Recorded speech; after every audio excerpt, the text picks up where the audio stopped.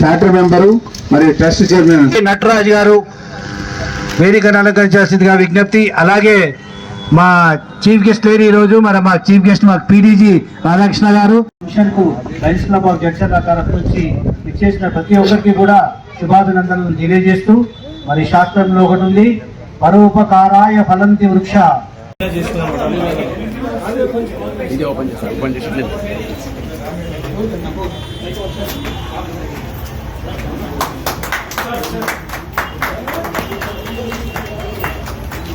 Sir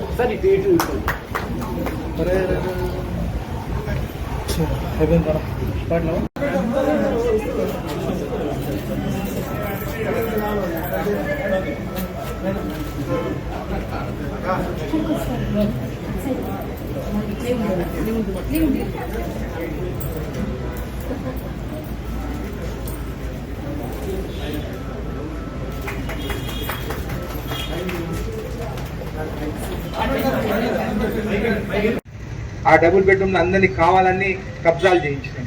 మేము నన్ను అందరినీ జడ్చర్ల ప్రజలను అందరిని అడుగుతున్నాను, ఒక గవర్నమెంట్ ఇంకా అలాట్మెంటే కాలేదు, చాలా మంది ఇల్లు లేని వాళ్ళు ఉన్నారు, ఇట్లా కబ్జా చేయించడము కరెక్టా అని అడుగుతున్నాం. వాళ్ళని బయటికి వెళ్ళమంటే మేము సూసైడ్ చేసుకుంటాము, పెట్రోల్ పోసుకుంటామని పోలీసు వాళ్ళని బెదిరించడం జరిగింది. నేను ఈరోజు అంటున్నాను, ఏమన్నా కానీ ఇల్లు లేని వాళ్ళకే ఇల్లు ఇస్తాం. మీరు ఇల్లున్నోళ్ళు కావాలని చెప్పి మీరు కబ్జాలు చేసి కూర్చుంటే ఊరుకునేటోని కాదు. నిన్నటి నుంచి ఇల్లు లేనోళ్ళు మొత్తం లిస్టు తీసుకుంటున్నాము. నిజంగా ఇల్లు లేనోళ్ళు, భర్త లేనోళ్ళు, చిన్నపిల్లలు ఉన్నోళ్ళు వాళ్ళకి ఖచ్చితంగా వాళ్ళకే ఇండ్లు కేటాయిస్తామని చెప్పి కూడా మీకు తెలియజేస్తాం. దీని గురించి ఎవరైనా ఏమని అనుకున్నా కానీ అక్కడ కబ్జా చేసిన వాళ్ళ పైన మాత్రం ఖచ్చితంగా వారం రోజులు వాళ్ళు బయటికి పోకుంటే ఖచ్చితంగా వాళ్ళ పైన కేసులు నమోదైతాయి అని చెప్పి కూడా మీకు తెలియజేస్తున్నాం. దాంట్లో కూడా ఇల్లు లేని వాళ్ళు ఉంటే కూడా ఖచ్చితంగా మేము ఎంక్వైరీ చేసి ఇల్లు ఇస్తాము. కానీ మీరు గవర్నమెంట్ ప్లాట్లు కబ్జా చేయడం తప్పు, ముందు వెకేట్ చేసి బయటికి వస్తేనే ఇల్లు లేని వాళ్ళకి ఇల్లు ఇస్తామని చెప్పి కూడా మీకు తెలియజేస్తుంది. ఈరోజు మీరు ఎంతో మంది నాయకులను చూస్తారు. ఈరోజు నన్ను గెలిపించినారు, ఒక ఎమ్మెల్యేగా, ఒక ఇంజనీర్గా చదువుకున్నోని, ఒక సాఫ్ట్వేర్లో జాబ్ చేసినోని మీ ముందుకు వచ్చినాను. డెవలప్మెంట్ కోసము మీరు గెలిపించినారు, నేను మంచి పని చేస్తానా లేదా అని చూస్తున్నారు. చాలా మంది విమర్శించినారు, మాట్లాడనీకి వస్తుందా రాదా, ఈయన కూడా దందాలు చేసుకుంటే వచ్చినారా రాదా అని చెప్పేసి. చాలా మంది ఎమ్మెల్యే కాకముందు స్కూటర్ కూడా లేనోళ్ళు, పెద్ద పెద్ద బండ్లు బయట దేశాల నుంచి తెచ్చుకొని నడుపుతున్నట్టే మీరు అర్థం చేసుకోండి. కష్టపడి సంపాదించాలంటే 30 సంవత్సరాలు అవుతాయి. 1-2 సంవత్సరాలు సంపాదించాలంటే ఎవరో జేబులు కొట్టేసిదే సంపాదిస్తారు తప్ప నిజాయితీగా సంపాదించిన ఎవ్వరికి నాకు కనిపించలేదు ఈరోజు.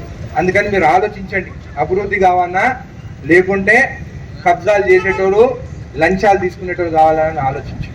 గవర్నమెంట్ ఆఫీసర్లకు కూడా చెప్పడం జరిగింది, నా దృష్టికి వచ్చి ఎక్కడైనా కానీ పేదవాళ్ళని ఇబ్బంది పడితే మాత్రము ఎవరిని ఇష్టపెట్టనని చెప్పి కూడా తెలియజేస్తున్నాను. మొన్న కూడా హైదరాబాద్లో గవర్నమెంట్ పైన నేను కేసు వేసినాను. దాదాపు 10,000 కోట్ల స్కామ్ అది, పాత గవర్నమెంట్. చెప్పినాను వినలేదు, కోర్టు పోయినాను, కోర్టు వేసాను. జడ్చర్ల చుట్టుపక్కల కూడా భూదాన్ భూములు 3,000 ఎకరాల భూమి ఉంది, అది కూడా స్టడీ చేస్తున్నాం, మొత్తం డేటా తీస్తున్నాం. జడ్చర్ల చుట్టుపక్కల ఒక్క హాస్పిటల్ నాలల గట్టి, కుంటల గట్టి, వాన్ వస్తే నీళ్ళు హాస్పిటల్కి పోతుంది. కేవలం అక్కడ ప్లాట్ల కోసము, బిజినెస్ల కోసము హాస్పిటల్ కట్టడం జరిగింది. అక్కడ ముందు అసైన్డ్ భూములు, ఆయన సొంతం అక్క, మాజీ ఎమ్మెల్యే పేరు తీసుకుంటున్నాను, ఆయన సొంతం అక్క కొడుకు అసైన్డ్ ల్యాండ్ కొన్నారు. అసైన్డ్ ల్యాండ్ ఎవరు కొనొద్దు. నేను మీకు అందరికి ఎందుకు చెప్తున్నానంటే, మీరన్నా పోయి ఆ లక్ష్మారెడ్డికి చెప్పి అది తప్పు, 2 ఎకరాల భూమిని మేనల్లుడు కొనింది, ఆ 2 ఎకరాల భూమి గవర్నమెంట్కి రిటర్న్ చేస్తే మెయిన్ రోడ్ నుంచి మనకి ఎంట్రన్స్ హాస్పిటల్కి ఉంటుంది. ఎమర్జెన్సీగా అంబులెన్స్ వస్తే పోయి కింద నాలా నుంచి తిరుక్కొని ఐసీయూకి పోయే వరకు కూడా ప్రమాదకరం. అది నీ మేనల్లుడు, మీ అక్క అది అసైన్ భూమి కొన్నారు, అది రిటర్న్ చేయమని చెప్పి మేము నోటీసులు పంపిస్తే ఆయన సొంత అక్క అయినా ఆయన మేనల్లుడు కోర్టుకు పోయి దానిపైన ఇంకా మేము డాక్యుమెంట్ సబ్మిట్ చేస్తామని చెప్పి ఇప్పటికి 6 నెలలు అవుతుంది డాక్యుమెంట్ సబ్మిట్ చేయాలి. అందుకని మిమ్మల్ని అందరిని రిక్వెస్ట్ చేస్తున్నాను. నేను ఇది నా కోసం అడుగుతలేను, ఎవరి కోసం అడుగుతున్నాను, పేదవాళ్ళ కోసం అడుగుతున్నాను, జడ్జల కోసం అడుగుతున్నాను. అసైన్ భూమి మీరు కొనుడు తప్పు, కొనింది తప్పైనా కానీ మేము నోటీస్ ఇస్తే మీరు కోర్టుకు పోయి ఆపడం ఇంకా తప్పు. నిజంగా మీకు చిత్తశుద్ధి ఉంటే, నిజంగా జడ్జల ప్రజలపైన మీకు ప్రేమ ఉంటే, నీ మేనల్లుడు నీ పేరు చెప్పుకొని అసైన్ భూములన్నీ కొట్టేసిన అసైన్ భూమి వెనుకకి ఇప్పి అని చెప్పి నేను లక్ష్మారెడ్డి గారిని కోరుతున్నాను. అది కూడా జడ్జల ప్రజల గురించి నేను అడుగుతున్నానని చెప్పి కూడా మీకు తెలియజేస్తున్నాను. మీరు గిట్ట ఇవ్వకున్నా కానీ కోర్టులో ఖచ్చితంగా గెలుస్తాను. జడ్జలుగా 2 ఎకరాలు తీసుకొచ్చి మెయిన్ రోడ్ నుంచి ఆ హాస్పిటల్కి రోడ్డు ఏపిచ్చి తీరుతానని చెప్పి కూడా మీకు అందరికి తెలియజేస్తున్నాను. ఇన్ని జరిగినా కానీ వాళ్ళని చెప్పేసి ఒక ప్రపోజల్ చేసి ఆల్రెడీ పంపించడం గవర్నమెంట్ దగ్గర ఉన్నది. ఖచ్చితంగా జడ్జల రెమ్యూనరేషన్ అవుతుందని చెప్పి కూడా మీకు తెలియజేస్తున్నాను. ఇదే కాకుండా సీఎం గారితో కూర్చున్నప్పుడు IIIT వేరే దగ్గరికి పోతుంటే, అంటే నేను వేరే కాన్స్టిట్యూన్సీ గురించి మాట్లాడేందుకంటే వాళ్ళు బాధపడుతున్నారు. ఉత్తర తెలంగాణకు పోతుంటే దక్షిణ తెలంగాణకు అన్యాయం జరిగింది, మనకి ఏమి లేదు అని ఎన్ఎం శ్రీనివాస్ రెడ్డి గారు అడిగితే సీఎం గారు సరే మహబూబ్నగర్ జిల్లాకే IIIT తీసుకొస్తాము, ఇద్దామని చెప్పి చెప్పడం జరిగింది. దాని తర్వాత నేను మాట్లాడి చిట్టబోయినపల్లి దగ్గర ఆ రోజు వైఎస్ రాజశేఖర రెడ్డి గారు అక్కడ జైలు రావాలని చెప్పేసి ఆ ల్యాండ్ 42 ఎకరాలు శాంక్షన్ చేయడం జరిగింది. మాకు జైలు వద్దు, మాకు స్కూల్ కావాలి మా పిల్లల కోసం అని చెప్పేసి అది క్యాన్సిల్ చేసి ఇక్కడ IIIT తీసుకొస్తే పేరు మహబూబ్నగర్ ఉన్నా కానీ ఎంట్రన్స్ మాత్రం జడ్చలకు ఉంటుందని చెప్పేసి దాంట్లో 22 ఎకరాలు మన జడ్చలకి సంబంధించిన భూమి అని IIIT ఇక్కడ శాంక్షన్ చేసుకోవడం జరిగింది. ఆల్రెడీ ఈ సంవత్సరం నుండి క్లాసెస్ కూడా స్టార్ట్ అవుతున్నాయి అని చెప్పి కూడా మీకు తెలియజేస్తున్నాం. ఇదే కాకుండా మళ్ళా పాత బస్ స్టాండ్ ఓపెన్ చేయాలి, అక్కడ వాళ్ళకి అన్యాయం జరుగుతుందని చెప్పేసి నేను పొన్నమన్నతో మాట్లాడడం జరిగింది. దాని తర్వాత ఆర్ఎం గారు కూడా అక్కడ రావడం జరిగింది. మీకు తెలుసో తెలియదు కానీ వారం రోజుల ముందు ఆర్ఎం గారు ఇక్కడికి వచ్చి నిలబడి బస్సులు అక్కడ లోపలి పోవాలి, లోపలి నుంచి పాత బజార్ నుంచి మళ్ళీ బస్సులు రావాలని చెప్పి ఒక ట్రయల్ రన్ కూడా జరిగింది. కానీ ట్రయల్ రన్ గత ప్రభుత్వంలో కానీ గత నాయకుల నిర్లక్ష్యం వల్ల ట్రయల్ రన్ కొన్ని ఫెయిల్ అవ్వడం జరిగింది. ఎందుకంటే జడ్చర్ల నుంచి మహబూబ్నగర్ నుంచి జడ్చర్లకు వచ్చి కల్వకుర్తికి పోయే బస్సు ఒకవేళ పాత బస్ స్టాండ్కి పోవాలంటే ఇక్కడ కొట్టి సెంటర్ ఇక్కడ నుంచి యూటర్న్ తీసుకొని లోపడి పోవాలి. మళ్ళీ అక్కడి నుంచి కల్వకుర్తికి రావాలంటే మళ్ళీ సిగ్నల్ గడ్డకు వచ్చిన తర్వాత అక్కడ సర్కిల్ లేదు. అందరూ కావాలని అబద్ధాలు చెప్తున్నారు. నేను అబద్ధాలు చెప్పలేను, నేను ఓట్ల కోసం అబద్ధాలు చెప్పలేను. నేను ఏదున్నా కానీ నిజంగానే మాట్లాడుతాను. నేను తప్పు చేస్తే కూడా నాది తప్పు జరిగింది క్షమించను అని చెప్పి నేను అడుగుతాను. కానీ కొంతమంది తప్పు చేసి కూడా తప్పు చేస్తామని ఒప్పుకోరు. ఆ మొండితనమే వాళ్ళు ఎప్పటికైనా కానీ వాళ్ళు విజయం సాధించారని చెప్పి కూడా తెలియజేస్తున్నాను. ఆ రోడ్లు ప్లాట్ గా ఇచ్చినాం మేము, ఆ పక్కకి షిఫ్ట్ చేసుకుంటామని చెప్పి నన్ను అడిగితే ఒకవేళ అది చేస్తే నేనేమన్నా బద్నాం అవుతానని చెప్పేసి నేను దాని ముందుకు తీసుకుపోలేదు. దాని తర్వాత వాళ్ళ భార్యగా చనిపోయింది.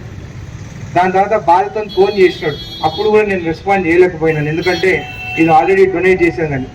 దాని తర్వాత పాపం ఎకరాల భూమి, ఆయన సొంత భూమి డెవలప్మెంట్ కోసం జడ్చల డెవలప్మెంట్ కోసము ఆయన డొనేట్ చేస్తే ఈ రోజు ఒక 2 ఎకరాల భూమి ఓన్లీ షిఫ్టింగే, ఆ 2 ఎకరాలకి మళ్ళీ 2 ఎకరాలు ఇస్తున్నాడు. ఆయన షిఫ్టింగ్ కూడా మనం చేయలేకపోయినామని చెప్పి బాధపడ్డాడు. ఆయన ఎక్కడున్నా కానీ ఆయన ఆత్మకు శాంతి కలగాలి. ఆయన పిల్లలు కూడా నాతో మాట్లాడడం జరిగింది. పోయిన గవర్నమెంట్లోనే ఆర్డర్ కూడా వచ్చింది వాళ్ళకి షిఫ్ట్ చేయాలని చెప్పేసి. మీరు ఒకసారి ఆలోచించండి, 22 ఎకరాలు అంటే ఈ రోజు దాదాపు 1 ఎకరా 5 కోట్ల రూపాయలు, అంటే 100 కోట్ల రూపాయల భూమి ఆయన గవర్నమెంట్కి ఇస్తే కేవలం 2 ఎకరాల భూమి షిఫ్ట్ చేయాలంటే కూడా మనం భయపడుతున్నాం. కాబట్టి నేను ఒక నిర్ణయం తీసుకున్నాను. ఆయన చనిపోయే ముందు అడిగింది అది ఒక్కటే, నాకు ఖచ్చితంగా రూల్స్ ప్రకారం గవర్నమెంట్ రూల్స్ ప్రకారం ఏదైతే వాళ్ళ కుటుంబానికి చేయాలో ఖచ్చితంగా నేను చేస్తాను. ఎవరు ఏమనుకున్నా కానీ ఆ కుటుంబానికి నేను అండగా నిలబడతానని చెప్పి కూడా మీకు తెలియజేస్తున్నాను. మీకు కూడా ఏమైనా సలహాలు ఉంటే ఖచ్చితంగా మీరు చెప్పండి. కానీ వాళ్ళ కుటుంబానికి వాళ్ళ పిల్లలకి మనం అండగా నిలబడాలి. అంత భూమి ఇచ్చిన తర్వాత కూడా మనం హెల్ప్ చేయలేదంటే రేపు ఎవరైనా కానీ డొనేట్ చేయాలంటే కూడా వాళ్ళు ముందుకు రారు. ఇంకా ఎందుకు డొనేట్ చేయాలనేది ఉంది. అయితే అయిన తర్వాత ఇప్పుడు నవోదయ స్కూలు మహబూబ్నగర్కి డికి అరుణమ్మ గారు శాంక్షన్ చేయించడం జరిగింది. అయితే 2-3 ప్లేసులు కూడా వాళ్ళు చూడడం జరిగింది. నేను కూడా రిక్వెస్ట్ చేస్తాను, యంగ్ ఇండియా స్కూల్ పెద్దాయపల్లి దగ్గర తీసుకురావడం జరిగింది. మనకు ఒక దగ్గర 20 ఎకరాల భూమి ఉంటే మనం కూడా నవోదయ స్కూల్ తీసుకురావచ్చు అని చెప్పి ఆమెతో ఫోన్ కూడా చేసి మాట్లాడినాను. పెద్దాయపల్లి ఏదైతే యంగ్ ఇండియా స్కూల్ పక్కన ఇంకా 20 ఎకరాల భూమి ఉంది, అది ఆల్రెడీ ఇంటర్నేషనల్ క్రికెట్ స్టేడియం కోసం అని చెప్పి ప్రపోజల్ పెట్టించినాను. కానీ నా ముందు ఇప్పుడు కనిపించేది నవోదయ స్కూల్. ఒకవేళ నవోదయ స్కూల్ శాంక్షన్ దాంట్లో అక్కడ శాంక్షన్ అయితే మేము ఆహ్వానిస్తామని చెప్పి కూడా చెప్పడం జరిగింది. వాళ్ళు నిర్ణయించుకుంటే నవోదయ స్కూల్ వాళ్ళు నిర్ణయించుకుంటే ఖచ్చితంగా పెద్దాయపల్లిలో ఇంకొక స్కూల్ కూడా మనకు వస్తుందని చెప్పి కూడా మీకు తెలియజేస్తాం. అదే కాకుండా స్కిల్ డెవలప్మెంట్ దానికోసం మిద్గాన్పల్లి గ్రామంలో కూడా శాంక్షన్ అయింది, కానీ హైవే నుంచి దూరం ఉంది, హైవేకి దగ్గర కావాలని చెప్పి కూడా భూమి అడగడం జరిగింది. అది కూడా చూస్తామని చెప్పి కూడా తెలియజేస్తున్నాం. ఇదే కాకుండా ప్రతి గ్రామం డెవలప్ కావాలి, మున్సిపాలిటీ డెవలప్ కావాలి. అంతకన్నా మించింది రౌడీజము, గూండాయిజము, కబ్జాదారులు, భూమి కబ్జాలు ఇలాంటివి ఏవి జరగకుండా మీ అందరి ఆశీర్వాదంతో ఈరోజు జడ్చర్ల సామాన్య ప్రజలు మా కాంగ్రెస్ కార్యకర్త నా మీద కోపం ఉన్నారు, నా మీద ఉన్నది ఉంటే ఉండని, కానీ అది మా ఇంటి సమస్య అది. కానీ ప్రజలు మాత్రము ఎక్కడ ఇష్యూలు లేకున్నా కానీ, ఎక్కడ లంచాలు లేకున్నా కానీ ఈరోజు జడ్చర్ల నియోజకవర్గం బాగుందని చెప్పేసి సీఎం గారే నాకు చెప్పడం జరిగింది. ఇదే కాకుండా నేను ఒక స్టేట్మెంట్ ఇచ్చినాను, నేను ఎమ్మెల్యే అయిన తర్వాత కావాలని కొంతమంది నాయకులు డబుల్ బెడ్రూమ్ ఇండ్లు ఇస్తామని చెప్పేసి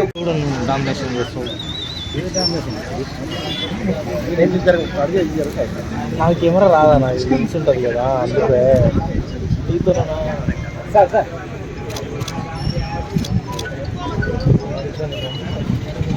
కార్యక్రమం నిర్విఘ్నంగా 1 సంవత్సరం పాటు చేసిన పిఎస్సీల అందరికీ కూడా వారి కృషి చాలా చెప్పడంతో ఒక్కసారి వాళ్ళకు ఉత్సాహాన్ని ఇవ్వాలని కోరుకుంటాను. అలాగే వచ్చిన ప్రతి ఒక్కరికి కూడా ధన్యవాదాలు చెప్పుకుంటూ థ్యాంక్ యూ. జై జగన్. నేషనల్ యాంథమ్ ఉంటుంది. అధినాయక జయ హే భారత భాగ్య విధాత, పంజాబ్ సింధు గుజరాఠ మరాఠ ద్రావిడ ఉచ్చల వంగా, तव शुभ नामे जागे तव शुभ आशीष मागे, गाहे तव जय गाथा जनगण मंगल.